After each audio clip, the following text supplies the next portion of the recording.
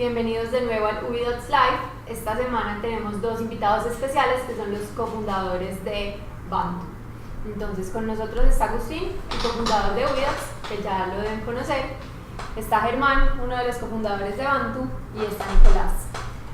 No sé si cada uno nos puede contar un poquito de quién es y lo que hace. Bienvenidos. Bienvenidos. Les doy la palabra a ustedes.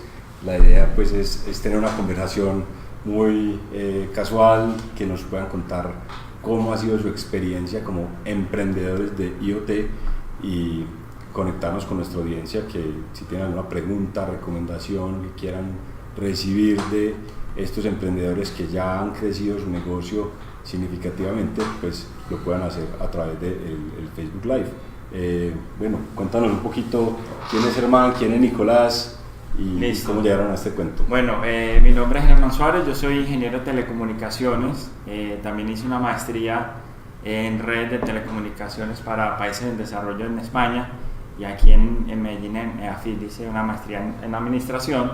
He estado como muy involucrado siempre como en el sector de tecnología, no tanto pues de electrónica en un principio, pero sí muy enfocado como a todos los temas de telecomunicaciones y todo, y también pues de servicios, de informática, y bueno, estuve trabajando pues como en diferentes empresas de servicio antes de empezar en Bantu en 2015, cuando arrancamos pues Nick y yo con Bantu. Excelente. Okay. Mi nombre es Nicolás Maya, soy ingeniero agropecuario. Estudié la carrera pues porque me gusta mucho el sector animal. Tengo experiencia trabajando en una empresa de nutrición animal durante unos años, luego en una empresa de transporte, hasta que en el 2015 pues me junté con Germán para empezar esta idea pues que fue Bantu. Estamos muy enfocados en el sector agropecuario. Germán es venezolano, yo soy colombiano.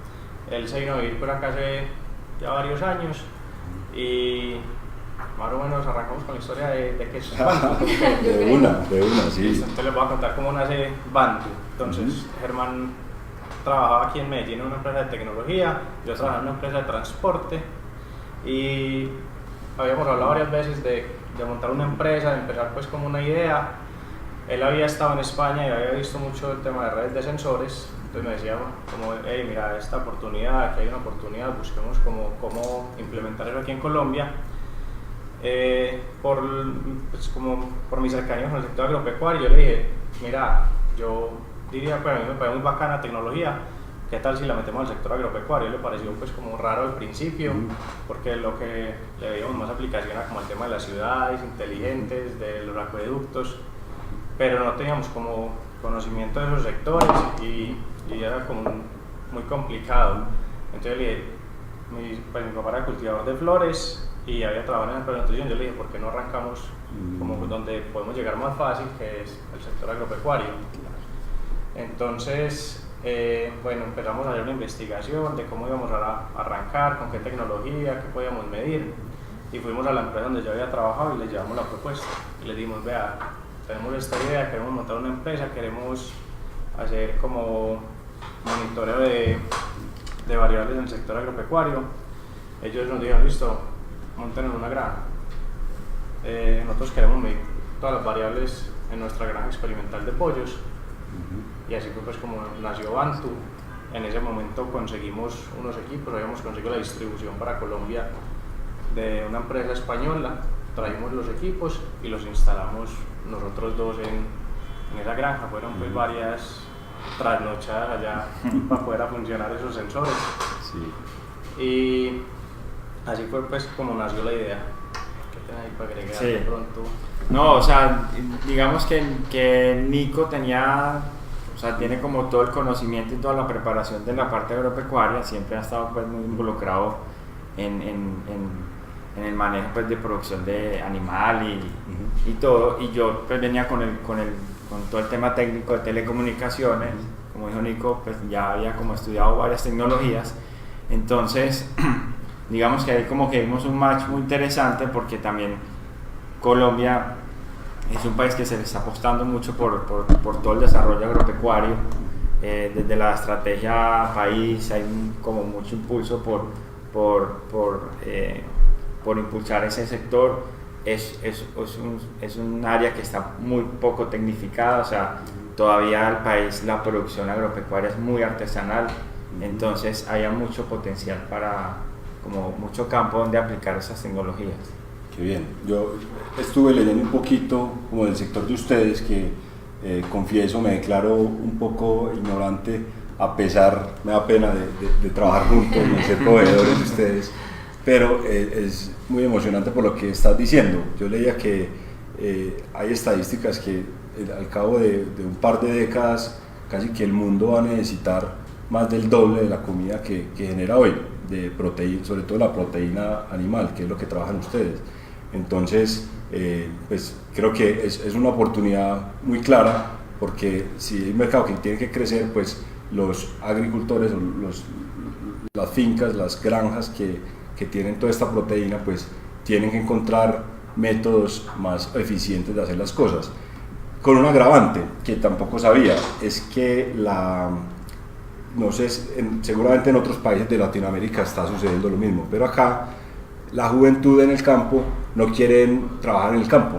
Entonces ya con el WhatsApp, con los celulares, el iPad, como que tienen otras referencias y ellos quieren ir a la ciudad a estudiar ingeniería, a hacer otro tipo de cosas. Entonces hay como una escasez de mano de obra en el campo, y lastimosamente pues hay que reemplazarla o buscar métodos vía tecnificación para que la producción pueda seguir creciendo. Al final es como hacer más con menos, ¿cierto? Exactamente. Sí, eso es, pues son varios factores que influyen. Uno es la creciente población mundial. Obviamente cada vez hay más gente, necesitamos más proteína para poder alimentar a esa población que viene creciendo bastante, y lo otro es que el consumo también viene aumentando. Por ejemplo, en nuestros países de Sudamérica el consumo es muy bajo, dado pues el poder adquisitivo, porque la gente no tiene la capacidad de comprar la proteína. Entonces por eso es que vemos consumos muy bajos cuando comparamos, por ejemplo, contra Estados Unidos o contra Europa, que son consumos mucho más altos. Pero sin embargo el consumo en estos países también ha venido incrementando pues gradualmente. Por ejemplo, en los últimos 5 años el consumo total de las proteínas aumentó el 56%. En Colombia el consumo de cerdo en el año 2017 es de 9.4 kilogramos, que a pesar de que viene pues aumentando el consumo, todavía es un consumo muy insignificante. Por ejemplo, Dinamarca es el mayor consumidor de carne de cerdo, que consume 96 kilogramos per cápita al año. Entonces ahí vemos pues como el margen que podemos crecer. No se trata de llegar a 96, pero hay un campo de crecimiento ahí grandísimo. Y lo que dices tú acerca de la tecnificación es otro pues gran problema que encontramos no solo en el sector pecuario, en la producción animal, sino en el sector pues de cultivos. Entonces aquí todavía todo es muy manual y estamos muy atrasados en tecnología. Encontramos algunos productores que ya tienen galpones tecnificados, pero la gran mayoría son galpones tradicionales, en los cuales todo se hace a punta de personas y mano de obra. Entonces ahí es donde nosotros entramos con una serie de tecnologías, a ayudarle a los productores a ser más eficientes, a conocer más su negocio, a tener datos, a poder tomar unas decisiones más acertadas para que pueda ser más rentable el negocio. Excelente. ¿Por qué no, construyendo sobre eso último, hablemos un poquito del IoT ya dentro del sector agro y pecuario? Por un lado, pues ahorita hablamos un poquito de las capas técnicas, desde el hardware hasta el software y la nube. ¿Cómo ha sido esa experiencia? ¿Qué cambios han hecho en el hardware, por ejemplo? ¿Qué hardware tienen? ¿Ustedes lo hacen propio o no? Y también el tema de la nube. Pero antes de entrar ahí, yo quiero entender por qué es tan importante. Porque si un animal tiene estrés, entonces deja de crecer. ¿Qué variables le generan estrés? Y qué impacto puede tener en una granja de tantos miles de cerdos o pollos una variable, por ejemplo, como temperatura, que no se controle o que no se monitoree correctamente. Es muy importante monitorear pues, no solo la temperatura, sino muchas variables dentro de los galpones. ¿Qué es lo que pasa? Nico, si quieres cuenta un poquito qué tipo de variables, más o menos para que entiendan cómo es el monitoreo que hacemos en una granja. Listo. Nosotros en Bantu lo que principalmente monitoreamos son granjas de pollos, granjas de cerdos, algunas ganaderías pues estabuladas, plantas de sacrificio de animales y plantas de alimento para animales. Medimos variables como temperatura ambiental, humedad ambiental, consumo de agua de los animales, pH en el agua, el peso de los animales en tiempo real, medimos velocidad del viento, luminosidad dentro del galpón. Esto es muy importante porque, por ejemplo, en el tema de los pollos, cuando los pollitos llegan a una granja de un día de nacido, pues de haber eclosionado el huevo, ellos no son capaces de termorregularse. Entonces ellos tienen que tener la temperatura muy controlada en los primeros días de vida. Si ellos cierran pues todo el galpón y tienen unas calentadoras, pueden ser eléctricas o a gas, las cuales le proporcionan pues la temperatura ideal al pollo.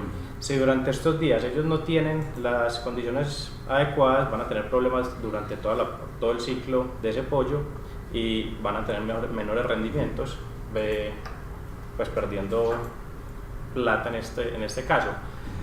Normalmente pues en las granjas tradicionales ellos toman las temperaturas varias veces al día, se llevan los registros, unas planillas, entonces el operario va y toma la temperatura en un termómetro, la nota, cada 2 horas o cada 3 horas, en estos primeros días que están tan grave. Al final ya sí la toma 2 veces al día. ¿Qué es lo que pasa? Que cuando dejas este tipo de tareas en manos de una persona, muchas veces los operarios ya entran al galpón, toman la temperatura así con el dedo, más o menos saben a cuánto está y llenan el registro.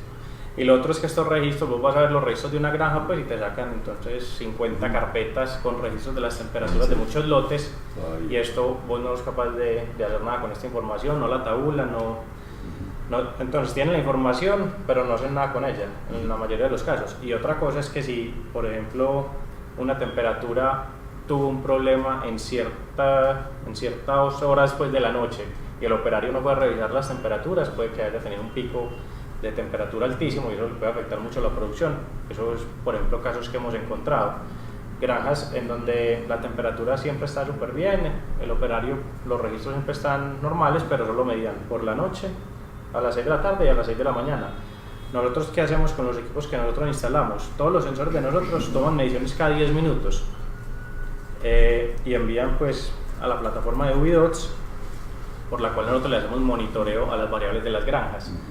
Entonces, por ejemplo, en ese caso en particular, es una granja en Bogotá de ponedoras donde las temperaturas pues aparentemente eran bien, pero tenían un problema en la cáscara del huevo. Entonces, cuando nosotros fuimos a revisar pues como los registros, encontramos que la temperatura a las 6 de la tarde estaba bien, ellos cerraban las cortinas, cerraban el galpón y la temperatura subía demasiado en la noche. Y ya cuando el operario llegaba por la mañana, abrían las cortinas y tomaban nuevamente la temperatura, estaba bien, pero estaba llegando a unos rangos de temperatura supremamente altos que ya eran perjudiciales pues, para la producción de las aves. Entonces, en este tipo pues, de casos es demasiado importante la temperatura. Chicos, otro caso... Qué pena, les pido algo. Pueden hablar un poquito más duro que por la distancia, porque somos muchos hoy, como somos tantos, se oye un poco pasito. Otro caso pues, particular en el cual hemos visto que generamos un gran impacto es en el tema del pesaje de los animales. En la producción de pollo, los productores pesan cada 7 días. Entonces, porque el ciclo del pollo, pues, dada la genética y las mejoras que se están haciendo tanto en alimentación, en nutrición, en genética, en infraestructura, ya un pollo se demora alrededor de 38 días desde que nace hasta que lo matan. Es muy rápido. Ellos toman pesos cada 7 días, pesan el 1% del galpón. Nosotros tenemos unos dispositivos que son unas básculas, las cuales se conectan en el galpón, se ponen en el piso y los pollos, ellos solos pues, son muy inquietos y se van caminando por el galpón y se van montando. Qué bien. Entonces ellos pesan el 1% de las aves cada 7 días. Nosotros con estas básculas podemos pesar diariamente, con cada báscula, alrededor de 400 a 500 aves diariamente. ¿Qué le permite esto al productor? El productor ingresa pues a la plataforma y puede ver el crecimiento de sus pollos en tiempo real. Entonces, en caso de tener algún problema en la alimentación, en el consumo del agua, él se va a dar cuenta muy rápido, no tiene que esperar el pesaje dentro de 7 días, Claro. sino que va a poder tomar decisiones mucho más rápido sobre la marcha. Yo me imagino que en un galpón o un conjunto de galpones con 1 millón de pollos, 4 días de no crecer al ritmo que deben crecer, o 6 días o 7, pues deben ser muchos miles de dólares que se pueden perder. Sí, Producción. totalmente. Pues esto, un punto pues, en la ganancia de peso, en el consumo de los animales, cuando vos multiplicas por la cantidad de animales que hay en un galpón, que normalmente un galpón tradicional son 38.000 pollos más o menos por galpón, eso pues es una cantidad de plata impresionante. Lo otro es que monitoreamos el consumo de agua en tiempo real de los animales, entonces el productor diariamente puede ver cómo viene este consumo. Esto es muy importante porque los pollos se comen en alimento, toman el doble de agua de lo que comen de alimento, o sea, si no toman agua no comen alimento y pues no van a ganar peso y no van a crecer. Entonces puedes ver con el consumo del agua si están consumiendo la cantidad de alimento correcta. Correcto. Y el tema del pH es porque hay algunas zonas donde encontramos que el agua es muy mala, pues aguas muy ácidas, aguas muy saladas, y esto afecta el consumo de los animales. Entonces ya con esto podemos garantizar que el pH esté óptimo. Ellos tratan el agua en sus granjas con ciertos productos pues, para mantener un pH óptimo y que las aves consuman la mayor cantidad de agua para que consuman la mayor cantidad de alimento para que obtengan la mayor ganancia posible. No, excelente. O sea, hay muchas cosas que hemos ido como probando a medida que empezamos a medir, que antes no se medían, o sea, concentraciones de amoníaco, por ejemplo, de gases, la humedad también puede afectar como la humedad que hay en las camas, entonces puede ser más propenso a que se generen enfermedades o que los animales tengan enfermedades. Y hay muchas cosas que la gente no sabía o no entiende mucho en qué grado impactan la producción, pero una vez que las empezamos a monitorear, ya la podemos empezar a comparar con otras mediciones como por ejemplo el peso, y estamos ahí como generando mucho conocimiento y nos estamos dando cuenta de cosas que los productores no tenían presente anteriormente. Súper interesante. Estamos en la parte que hablamos un poco ya del tema técnico, ¿cierto? Entonces, les comentaba que el IoT tiene varias capas. Tiene la capa de sensores, de captura de información, la transmito a través de un canal a un gateway, ese gateway va a internet y de internet pues en la nube tengo que interpretarlo. Entonces, ¿por qué no nos cuentan un poco de cómo ha sido esa experiencia con los proveedores, qué han desarrollado ustedes in-house y cómo se ven a futuro? Ok. Bueno, ahí retomo lo que les conté como de cuando empezamos, que empezamos trayendo una tecnología de España, después trajimos una tecnología de Estados Unidos, con soluciones muy robustas, pero muy genéricas. Entonces nos dimos cuenta, primero, que las condiciones de producción en la granja son muy difíciles, hay mucha humedad, mucho polvo, el manejo por parte del personal, o sea, las actividades que hay que hacer dentro de los galpones son actividades pesadas, entonces los equipos tienen que ser muy resistentes. La comunicación en las zonas rurales es muy mala, la telefonía, pues la cobertura celular es muy regular, es muy intermitente, entonces sistemas que están como diseñados para una conectividad más estable nos presentaban fallas. Y además eran muy costosos, entonces decidimos empezar a desarrollar nosotros mismos la tecnología, muy enfocados a que una de las reglas de nosotros es que primero tiene que ser de muy fácil implementación, o sea que no requiere una infraestructura de cableado, de energizado muy compleja, y que sea de un costo muy competitivo, porque ya hay algunas soluciones como de los fabricantes tradicionales de galpones y todo que son muy estables, pero la conectividad es muy limitada, o sea, no tienen ninguna integración con la nube, y la instalación muchas veces es más costosa la implementación del sistema que el sistema como tal. Entonces, como con esas directrices empezamos a desarrollar nosotros prototipos.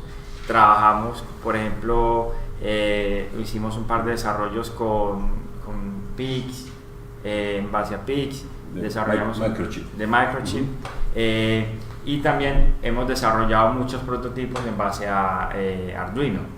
Pues Arduino nos da la facilidad de que el tema de desarrollo es muy acelerado, hay muchos módulos que se pueden integrar con Arduino, el tema de sensores también de integración es fácil, entonces desarrollamos mucho prototipo con Arduino y ya hemos ido migrando a arquitecturas más robustas, más industriales, ya con microprocesadores ya embebidos pues, en las tarjetas electrónicas que le dan como más seguridad y más estabilidad a los equipos, porque Arduino y las otras plataformas son de desarrollo y además que generan un sobrecosto cuando ya vas a masificar o a escalar un producto que haciendo una tarjeta propia pues puede generar mucha eficiencia en esos costos.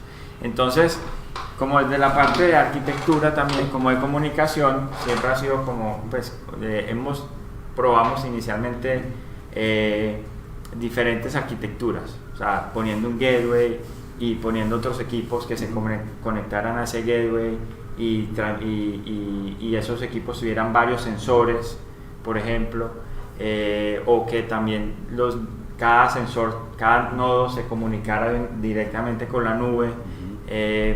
Probamos muchas arquitecturas y ¿qué es lo que vimos? Que dentro de los galpones, por ejemplo, la comunicación es muy limitada.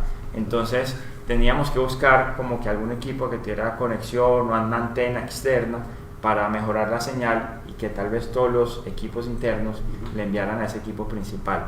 Entonces digamos que esa ha sido como una comunicación más centralizada y diferentes tipos de equipos con puertos, con las básculas que se comunican a ese equipo y hacen la transmisión de ese equipo, hacen la transmisión a internet. ¿Qué distancia están logrando de sensor al gateway, por ejemplo? Nosotros, o sea, por ejemplo, probamos muchos protocolos de comunicación, protocolos NRF, probamos Zigbee, probamos Sigfox, en este momento estamos trabajando con LoRa, y hemos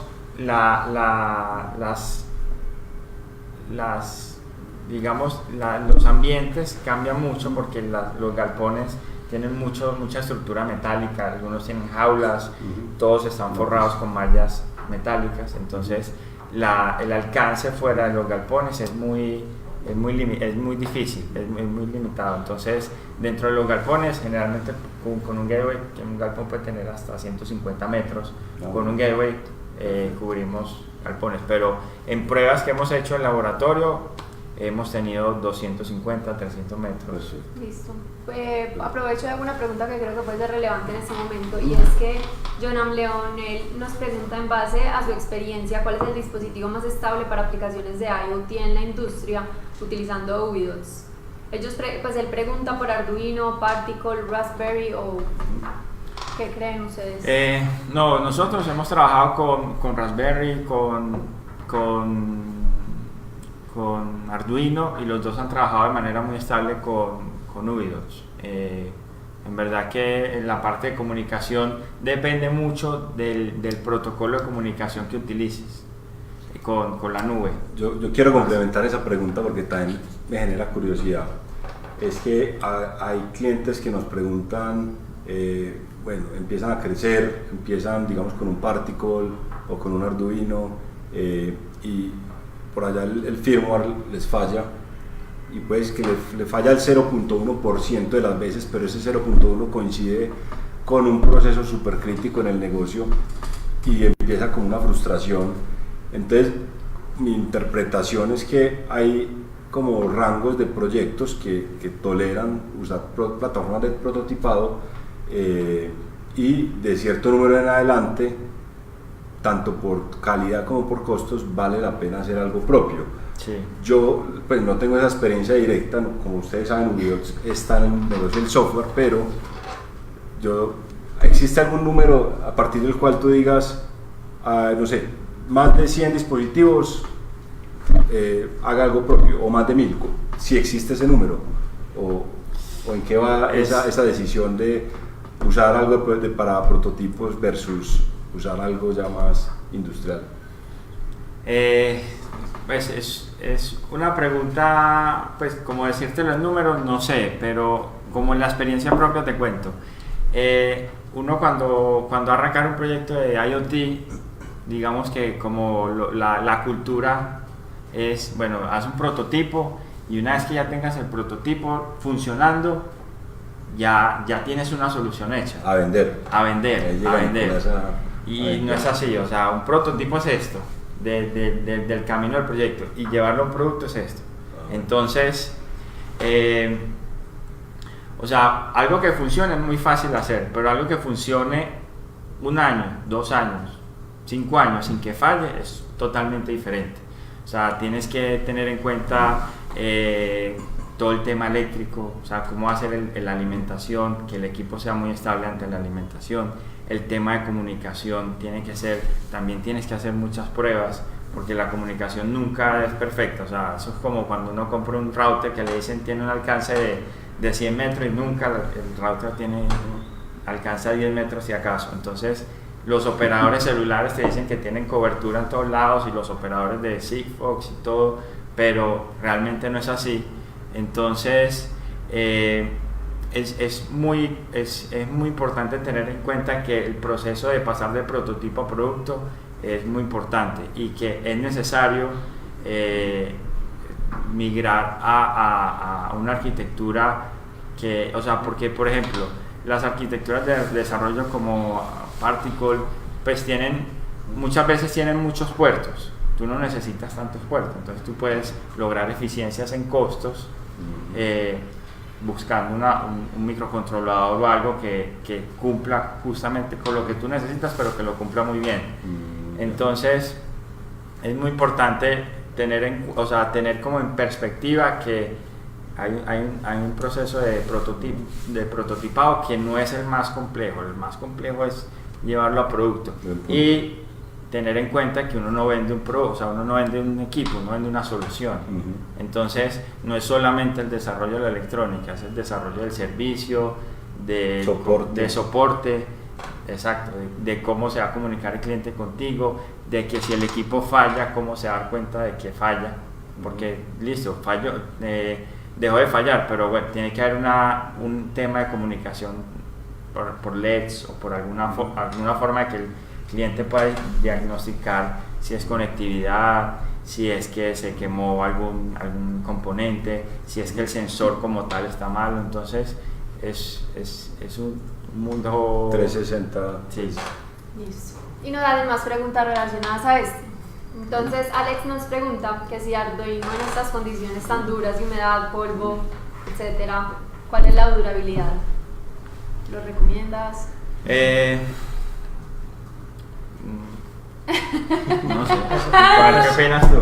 No, es una pregunta pues difícil. Nosotros tuvimos muchos inconvenientes con esto, porque uno cree, pues hacer un sensor de temperatura, uno lo hace muy fácil, funciona muy bien, lo probas en tu oficina, eso funciona perfecto. Pero cuando lo llevas a una granja de pollos, que eso tiene 38.000 aves, que tiene unos extractores que están trabajando 24 horas al día, el polvo, la cantidad de polvo que hay en los galpones es impresionante, la humedad es altísima. Entonces ahí empezamos a ver pues, que los equipos fallaban mucho. Por ejemplo, en estas granjas lavan con hidrolavadoras, entonces se nos dañaba un sensor, vaya hasta una granja a ver qué pasó, resulta que lo vimos con la hidrolavadora. Entonces ahí se empieza, pues yo creo que hay una parte que es ya lo que dice Germán, el desarrollo del producto. Entonces ahí ya lo que tienes que entrar es a ver el case, qué caja vas a utilizar, qué tipo de protección va a tener esa caja, que proteja contra agua, que proteja contra polvo, para poder darle la mayor durabilidad a estos equipos dentro de un ambiente tan complicado como puede llegar a ser un galpón. El tema de cuánto duraría un Arduino es muy relativo. Nosotros teníamos granjas donde nunca había problemas. ¿Por qué? Porque muchas veces los operarios eran cuidadosos, entonces cuando van a limpiar ellos los tapan pues protegen los equipos, los tratan bien, y no teníamos mayor problema. Como hay granjas donde no los cuidaban, les entraban con la hidrolavadora y ya se nos dañaban pues los equipos muy rápido, pero es relativo. Okay. Ahí como consejo para el tema del Arduino, yo creo que es muy importante manejar la alimentación. Si tú garantizas que el Arduino va a tener una alimentación estable, que no va a tener ruido, porque muchas veces se cuelga por ese tema y muchas veces se quema por eso. Entonces, si uno logra tener algún sistema de protección o algo para el Arduino que le garantice un suministro estable, yo creo que por ahí le puede garantizar Un poquito más. mucho tiempo, sí. Ahora, el tema de las granjas es muy crítico porque normalmente las granjas están alejadas de las ciudades, donde la energía es supremamente mala, que cae un rayo y se va la luz en toda la vereda por 2 o 3 días. Entonces, eso es otro tema de tener en cuenta, que se te van a quemar los equipos. Yo aprovecho a hacer una cuña ahí porque el título del live es cómo ustedes se han posicionado en Latinoamérica y hemos hablado mucho de Colombia. ¿En qué otros países están? ¿Hay sensores en qué países en este momento? Bueno, nosotros empezamos en Colombia y es el país en donde tenemos mayor cantidad de clientes y mayor cantidad de equipos instalados, pero también tenemos equipos instalados en Perú, más que todo en pollo, porque el consumo de pollo en Perú es muy alto, consumen 72 kilos por persona al año, comparado con los de Colombia que son 32.8. Allá comen mucho pollo, hay mucho desierto, entonces no tienen casi ganado, pero tienen casi pasturas para tener ganado, entonces no comen casi carne de res, comen mucho pollo y lo producen en el desierto. Tienen los galpones son pues como bastante tradicionales, son galpones que están en el desierto, no tienen piso ni siquiera de cemento, sino que es sobre la arena, tienen los pollos encerrados. El galpón no es de material, pues el techo es una polisombra porque nunca llueve, entonces no tienen problemas con el clima.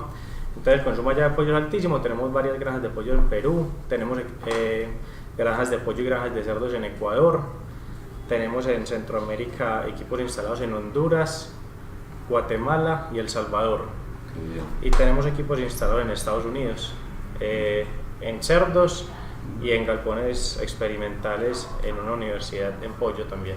Sí, excelente. Listo. Y acá nos hacen muchas más preguntas. Entonces, Alex también nos pregunta que si conocen Loxon y que cuál es su experiencia, porque él hace proyectos en granjas de pollos también con Loxon y que le ha ido muy bien. Entonces quiere saber cuál es la experiencia de ustedes. No, con Loxon no hemos trabajado hasta el momento, no lo conocía en verdad. Ah, ok, perfecto. Marcos, pero bueno, muchas gracias por revisarlo. También Marco Ríos nos pregunta que a qué tipo de micros han cambiado y qué tipo de micros recomiendan para cambiar Arduino.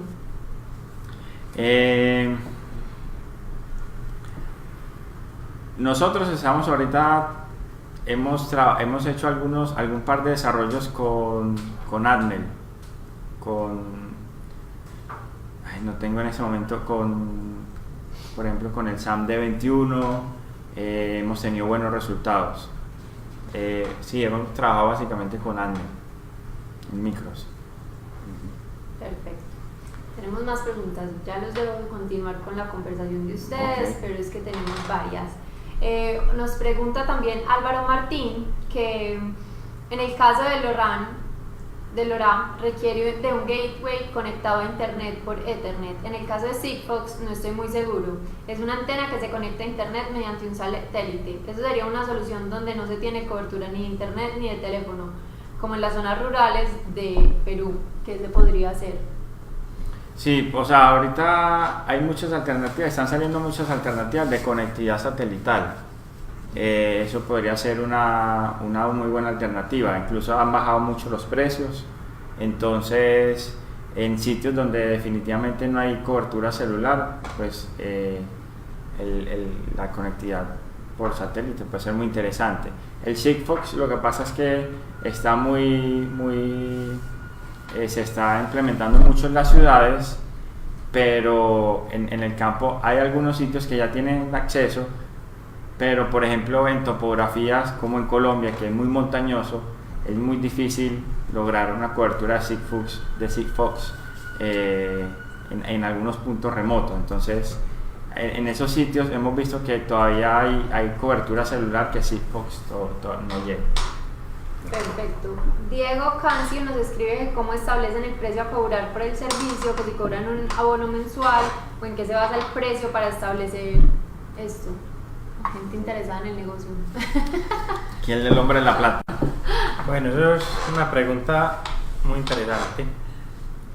Nosotros creemos, pues estamos convencidos que el cobro debe ser, como tú lo estás diciendo, cobrar una mensualidad por la información, por los datos y simplemente que el cliente no tenga nada que ver con los equipos, que los equipos sean como puestos, sean pues de Bantu y que sean puestos como en comodato o alguna figura que te permita instalar los equipos, vos eres el responsable y simplemente cobrar la mensualidad por la información. Ese es el mundo ideal. Obviamente no lo hacemos así. ¿Por qué? Porque hemos tenido un crecimiento muy rápido, hemos instalado muchísimos clientes, entonces para vos poder crecer de esa manera tendrías que tener un capital demasiado grande para poder tener esa cantidad de equipos e instalarlos, ya que vos lo que haces ahí es que lo diferís a cierta cantidad de meses y vas recuperando esa inversión. Pero para vos instalar eso masivamente no sos capaz, pues necesitas un capital demasiado grande. Entonces nosotros en este momento lo que hacemos es que cobramos los equipos, o sea, le vendemos al cliente los equipos, el hardware, y además de eso le cobramos pues como otro fee mensual o anual por la plataforma y por la información. Pero el costo grande que son los equipos se los vendemos inicialmente. Eso, si uno vendiera simplemente la información, sería mucho más fácil llegar al cliente, porque el cliente no tiene que hacer una inversión grande, sino que simplemente vos le decís, yo le instalo los equipos y le voy a cobrar tanto mensual. Entonces el cliente mucho más fácil va a implementar la solución. Cuando vos le decís, tenés que hacer una inversión inicial grande, el cliente pues es más difícil vender la solución.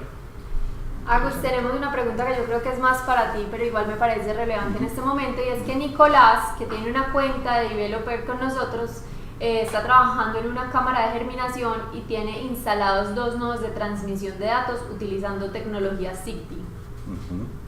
Lo que pasa es que estos nodos se desconectan aproximadamente cada 2 días y la transmisión de esos datos es aproximadamente un dato por cada 5 segundos. El problema es que no saben por qué se desconectan de la plataforma. ¿Sabes? ¿O lo paso más bien? No, creo que ha sido la más dura hasta el momento. Sí, habría que tener más contexto, pero aprovecho la pregunta para mencionar casos en los que, o vías de solución para poder hacer como un troubleshooting de ese tipo de situaciones. Incluso a Germán seguro también le ha tocado a Nicolás en las granjas. Pues por un lado una buena práctica es hacer un data login, pues un login de los datos siempre, para que en el caso que se vaya al internet pues se recupere la información y se suba en batch. En Ubidots pues hay el API de Ubidots soporta poder mandar como pares de llave valor y timestamp para que ustedes puedan subir información que de pronto no se envió por cualquier razón anteriormente. Otra buena práctica es a nivel de firmware siempre hacer un check. Yo veo muchas veces código de firmware en donde lo que hablamos del prototipo y de cómo pasar de un prototipo a un producto. Hay códigos que se conectan a Wi-Fi, mandan un dato y eso es un loop infinito. La realidad es un poco más compleja. Uno tiene que tener, por ejemplo, rutinas de check. ¿Estoy conectado a Wi-Fi? ¿Sí o no? Si no estoy conectado a Wi-Fi, entonces tengo que tener una rutina de reconexión.